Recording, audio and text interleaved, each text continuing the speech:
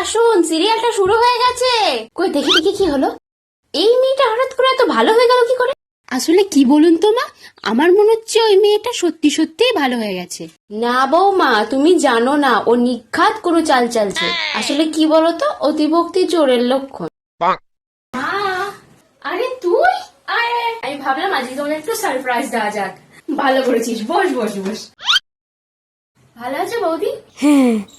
বৌমা যাও তো, ওর জন্য একটু মিষ্টি জল নিয়ে। আমার মেয়ে অনেকদিন পর এসছে, তাই ওর জন্য জল খাবার আমিই বানাবো। আরে না না, তোমাদেরকে অত ব্যস্ত হতে হবে না। বৌদি তো প্রত্যেক দিনই করে, আর তোমারও তো শরীরটা খারাপ, বলো কেন তুমি কষ্ট করে করতে যাবে? আমি এসছি তো, আমি করবো। সত্যি তুইও না, পায়ে ব্যথাটাও বেড়েছে বলো, এখন ওষুধটা ভালো করে নিচ্ছ তো?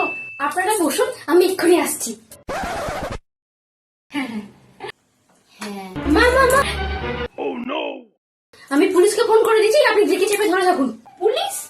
পুলিশকে ফোন করেছো কেন? ওকেই বা আমি কেন ধরবো? আরে দিদি তো চোর। তুমি আমার মেয়েকে চোর বললে? তোমার সাহস কি করে হয় আমার মেয়েকে চোর বলার? আপনি তো কালকে বললেন ওই সিরিয়ালটা দেখতে দেখতে যে অতি ভক্তি চোরের লক্ষণ।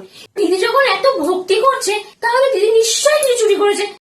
ধ্যাৎ, যাও এখান থেকে, যাও তো। আমার মাথাটা একটা বউ নিয়ে না খারাপ করে রেখে দিয়েছে।